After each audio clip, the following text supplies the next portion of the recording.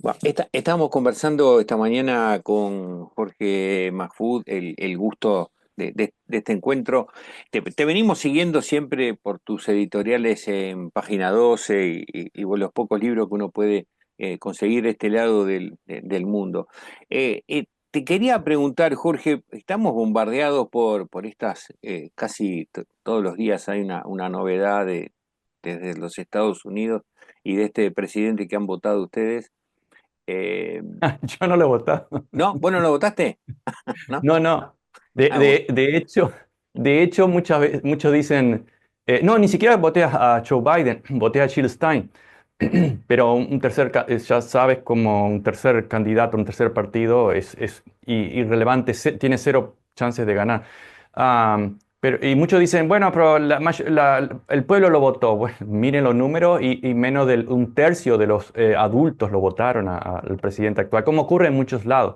No estoy diciendo de que eso, bueno, son parte del sistema electoral, pero fue la mayoría que lo votó. De hecho, el abstencionismo fue mayor que el número que los votantes de Trump, 80 millones y algo. Es decir, como le decía aquí incluso a Jill Stein, el verdadero tercer partido en Estados Unidos es el partido de la abstención. Y ya que el sistema es tan difícil de cambiar, lo que se debe, a lo que se debe enfocar un tercer partido hasta que esto no cambie más radicalmente, es a conquistar a los abstencionistas. Por muchas razones, muchos, según con los cuales he hablado, me han dicho, no, ya no me interesa votar más, pero bueno. ¿Qué vamos a hacer? ¿Agarrar un fusil? No. Entonces es lo que hay. Entonces, por lo menos un tercer partido. Y los terceros partidos no tienen ningún poder económico. En los medios son marginados de los medios. En fin, podría seguir con eso, pero es una democracia que siempre fue muy virtual, muy cuestionable y hoy en día ni siquiera eso. Estados Unidos tiene un patrimonio cultural impresionante a nivel de sus universidades. ¿A qué se debe este ataque actual de- del presidente contra las universidades tan fuerte? Sí, es una muy interesante pregunta y además tiene muchas ramificaciones. Sí, es importante por la simple razón de que históricamente, durante muchas generaciones, las universidades acá han tenido la capacidad económica de atraer o de seleccionar estudiantes y profesores. Entonces, claro, cuando tenés dinero y capitales en un mundo capitalista, tenés el sartén por el mango. Entonces es natural. En este momento Estados Unidos, lo único, diría yo, que realmente, o casi lo único, de lo cual mantiene una hegemonía todavía, que asumo de que va a cambiar en las próximas generaciones, pero todavía mantiene una hegemonía, aparte de lo militar, que también es cuestionable, pero es en las universidades. Siguen siendo las universidades estadounidenses, todavía hay una gran cantidad que son muy competitivas, son muy creativas, pero también se olvidan muchas cosas y Trump y sus seguidores patológicos olvidan muchas cosas, como que desde hace generaciones la mayoría de las patentes y de los inventos y la producción cultural es creada por extranjeros, es decir, por no nacidos aquí. Todo ese patrimonio siempre históricamente ha sido algo incómodo. Por muchas razones. Históricamente pueden recordarle el caso de los nazis, de los fascistas. América Latina, todas las dictaduras militares siempre odiaron la universidad y la cultura, más o menos lo mismo, pero no es lo mismo, pero están conectados. Siempre fueron en contra de eso. ¿Por qué? Lo dijo Nixon muy claramente, ya lo hemos repetido varias veces en algunos libros. Debemos invertir en los ejércitos, pero no en los intelectuales, es decir, los intelectuales, es una palabra muy cuestionable también, pero en fin, no los intelectuales porque a los ejércitos latinoamericanos son los mayores instrumentos de poder en sus países y nosotros tenemos control sobre ellos.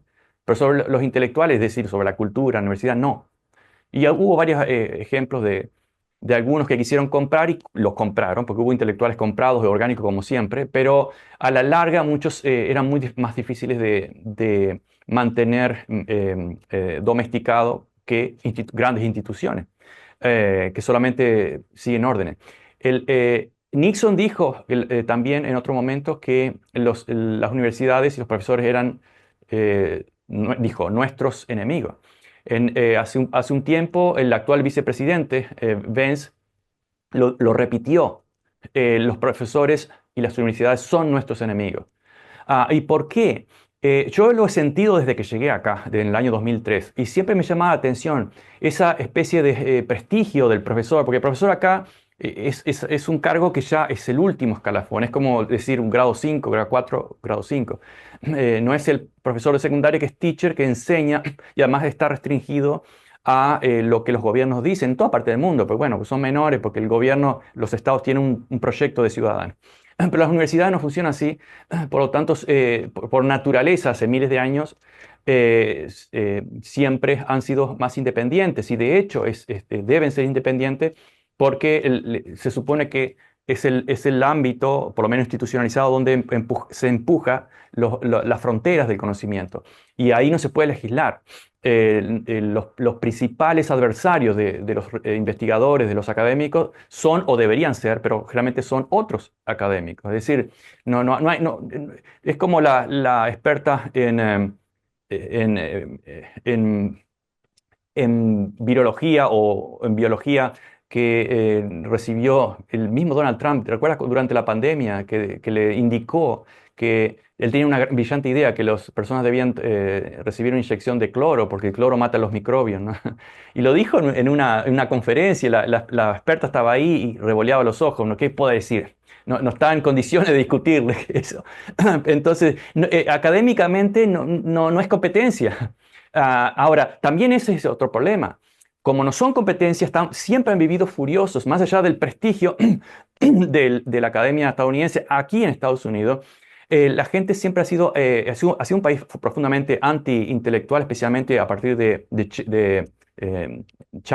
Andrew Jackson, en los 30, 1830, un poquito antes, porque odiaba a los intelectuales de la generación fundadora, como los Jefferson, los Paine, Hamilton. El único que no era tan intelectual era George Washington, pero los demás eran más o menos una generación de filósofos, Benjamin Franklin, filósofos ilustrados o del iluminismo, etc. La segunda generación odiaba a la primera y se desarrolló y se expandió con brutalidad, expandió todos los territorios, básicamente a fuerza del concepto del hombre de la frontera que resolvía todo a fuerza de hachazo y balas. Y que de hecho lo hicieron, ese fanatismo muy fuerte. Entonces, ese antiintelectualismo ha cruzado toda la historia de Estados Unidos con, obviamente, otros niveles de intelectualidad, etcétera, y que se refugiaron en las universidades. Ahora, hay varios aspectos. La acusación, por ejemplo, de que las universidades adoctrinan jóvenes, yo vengo escuchando y respondiendo por escrito en artículos desde hace 20 años acá. No es algo nuevo ahí, es algo viejo que ha tomado más velocidad con el Tea Party y luego con los libertarios de derecha. La idea de que debemos demonizar a las universidades porque no podemos todavía controlarlas. ¿Por qué no podemos controlarlas? Por la simple razón, señores, de que no, la derecha ideológica es minoría en la universidad y eso es estadístico. Pero la pregunta es ¿por qué? Y yo como he estado en los comités y creo que conozco otros ámbitos laborales y creo que la búsqueda y la selección de profesores en las universidades es una de las más limpias de todas. Porque hay distintos comités, son llamados abiertos nacionales, se puntea, hay instrumentos para no discriminar por edad, por ideología, etcétera. Se puntea y finalmente se vota. Ahora, yo he visto, luego de pasarme a los tenures, es decir, a los profesores efectivos, que otra cosa que además está bajo, eh, quieren eliminar eso porque detestan la efectividad en la universidad que hace ¿Están que... cuestionando la efectividad de los docentes? Sí, bueno, de hecho, acá en Jacksonville, no, bueno, no puedo decir mucho, pero lo pueden ver en las noticias. Muchos tenures, es decir, profesores inamovibles fueron echados. Pero eso podemos volver ahí si quieren, pero no puedo decir mucho por un tema legal. Pero es decir, el tenure que se inventó en los 30 en Estados Unidos para proteger a los profesores que pensaban diferente, algo natural, ha estado bajo presión y ataques durante décadas. Primero, tratando de que no se ofrezcan más posiciones tenure. Segundo, ahora directamente ignorando el derecho histórico de los profesores tenure. Pero al punto anterior que iba es que, ¿por qué la mayoría en casi todas las universidades del mundo y en Estados Unidos son más de izquierda los profesores, etcétera, cuando los estudiantes, por ejemplo, en el sur la mayoría son de derecha? Por ponerlo de una forma simplificada. ¿Por qué?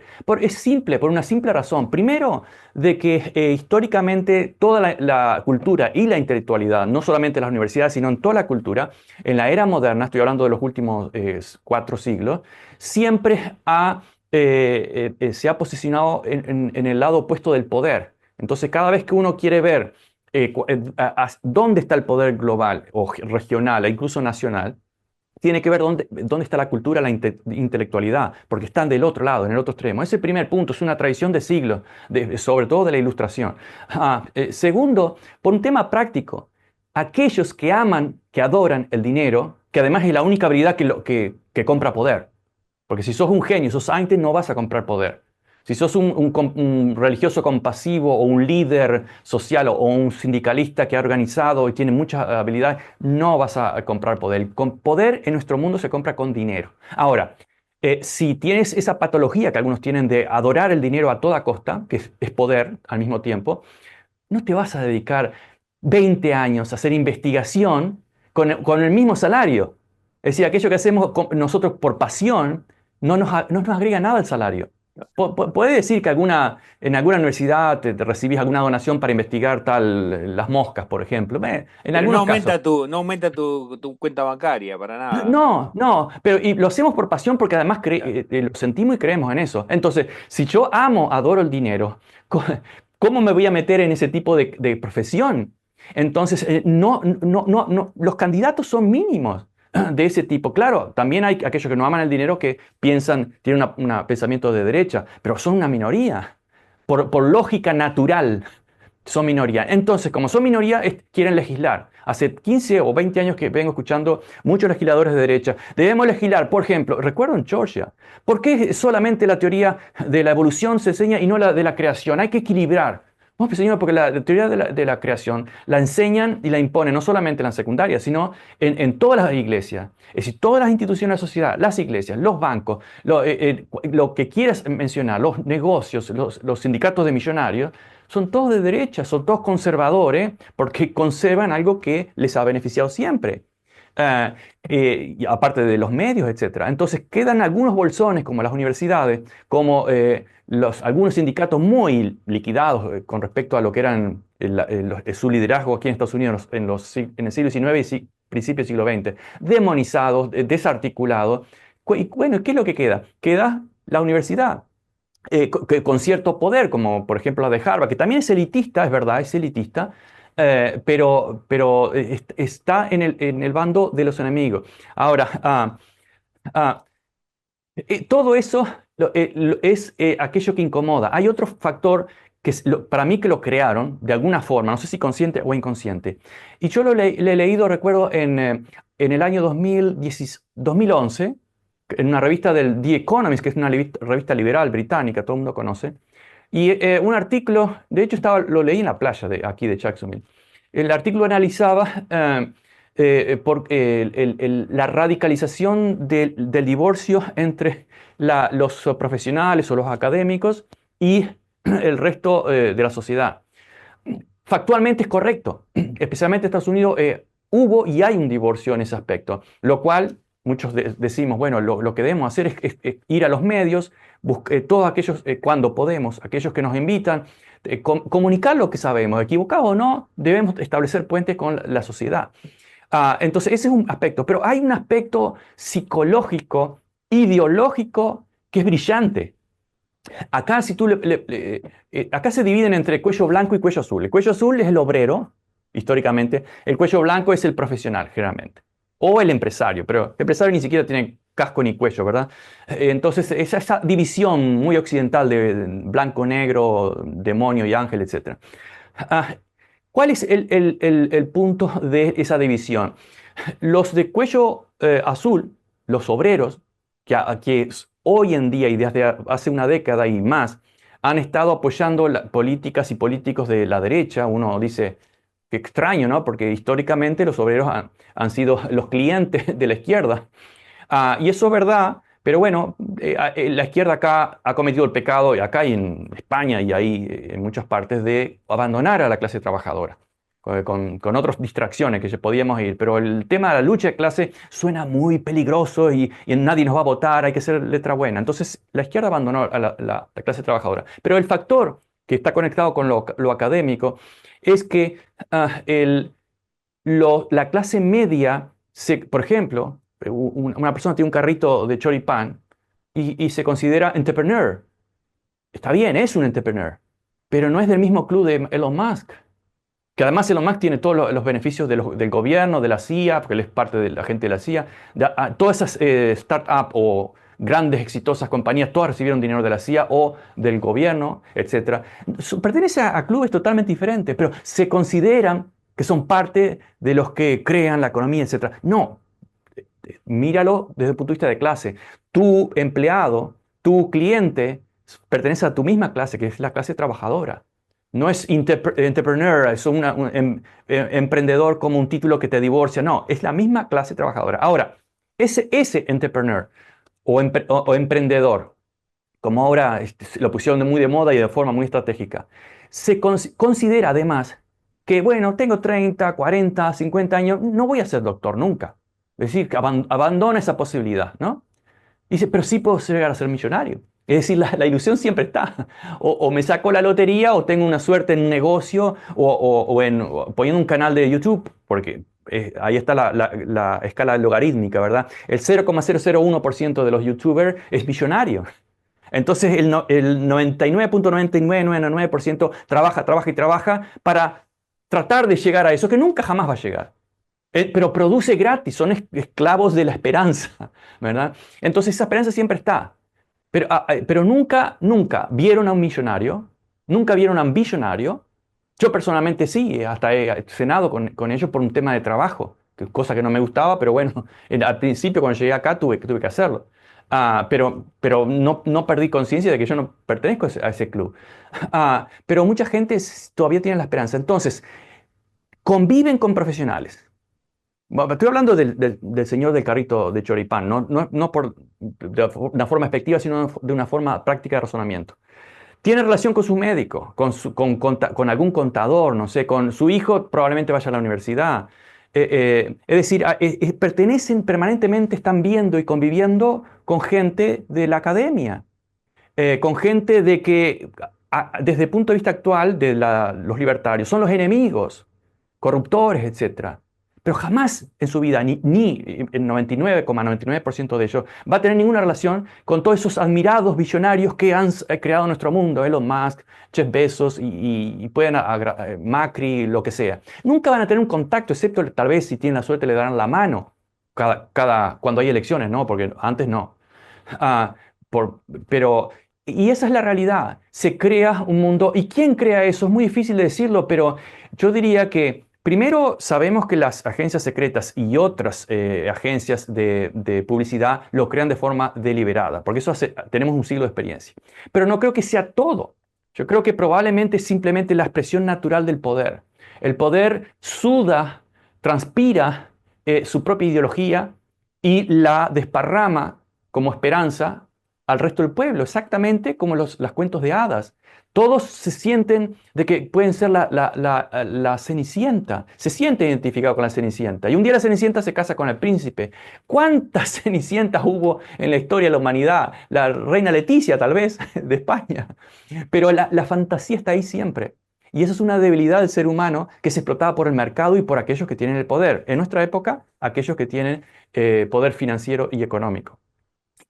Y este poder que viene de los gobernantes, ¿se traslada a la gobernanza universitaria? Y en ese punto te quería preguntar, vos decías, siempre he sentido esa presión o esa inseguridad.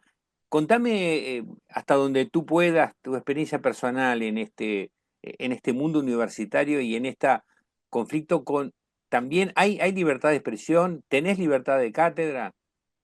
Bueno, hasta cierto punto. Y de hecho, en este año lo estamos sintiendo claramente de que esa libertad se ha restringido muchísimo más. El sistema que te decía de tenure o efectividad significaba que después de varios años y méritos, publicaciones, conferencias, se rankean con puntos, etcétera, determinados comités deciden que, bueno, este profesor merece el tenure y está en observación por 5 años a ver si produce investigación o lo que sea, y finalmente le otorgan el tenure.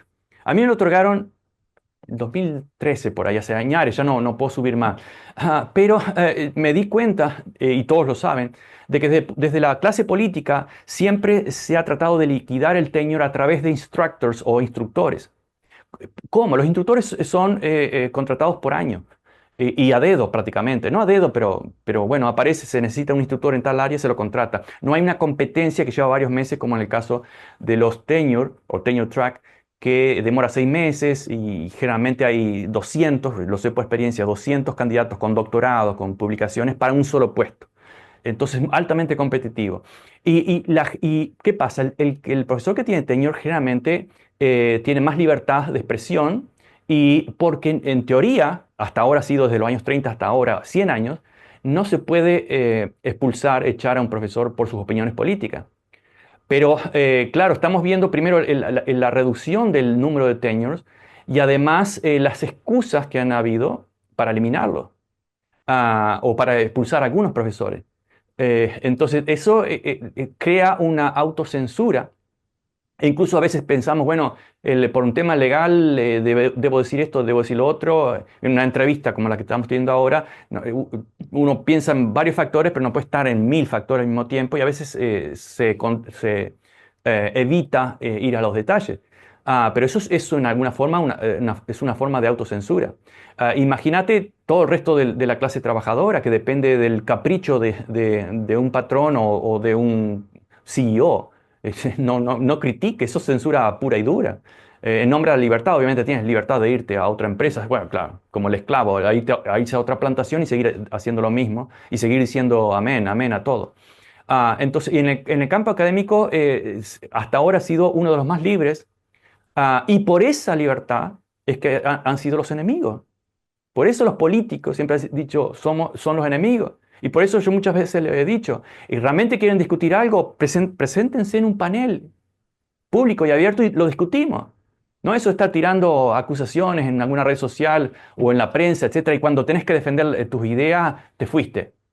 Vengan, quieren competir, tanto que hablan de la competencia, que hay que competir, compitamos.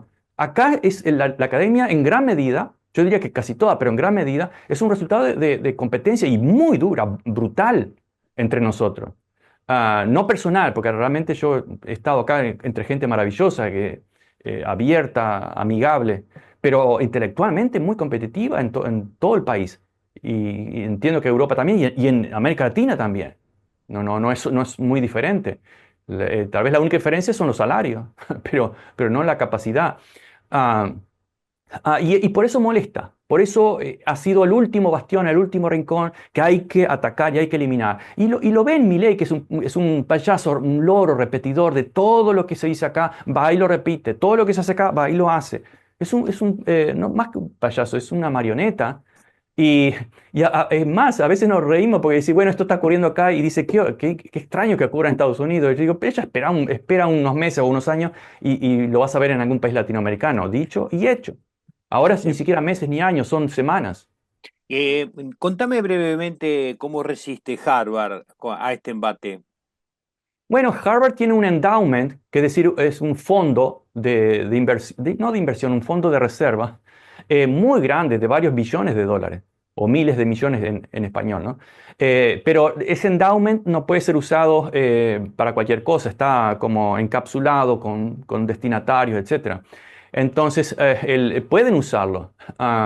Ahora, es cierto que tiene algunos exoneración fiscal. Bueno, que la cultura es lo menos que pudo haber tenido, incluso todas las iglesias, cualquiera inventa una iglesia acá y tiene exoneración fiscal, igual que ahí en Argentina o en Uruguay.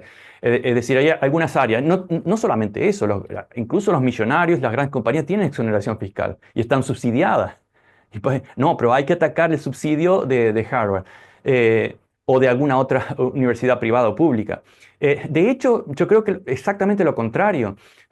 Muchos, incluso el vicepresidente ha dicho, ¿qué sentido tiene de que los estudiantes inviertan tanto dinero, que a veces acá son $100.000 por año, que es un disparate, que si luego salen con deudas, en lugar de ponerse un carrito de venta en la calle y ganan más? Bueno, primer punto, la educación no tiene por ser solamente utilitarista. Pero el segundo punto, que yo diría que es el primero, es ¿por qué diablos la juventud, que es el mayor capital de cualquier país, tiene que salir endeudada por estudiar? Cuando tenemos ejemplos en Uruguay, en Argentina, en España, en Alemania, en el cual no es así. Es decir, la gente que realmente quiere estudiar, bueno, se le ayuda, no em, eh, poniéndola bajo una deuda escandalosa, que además eso hace que cuando se reciben se van a trabajar en cualquier cosa con tal de pagar la deuda. Y tú sabes que cuando uno después de 10 años se dedica a algo, se especializa en eso y no tiene nada que ver con lo que estudió, en lo cual es una contradicción. Y además pierde el entrenamiento intelectual de esa profesión para la cual se preparó o esa área. Entonces, una serie, pero claro, es una forma de mantener también a los estudiantes y a la juventud bajo control, porque si no estuviesen endeudadas, serían mucho más críticas, clarísimamente Claro, serían mucho más críticas.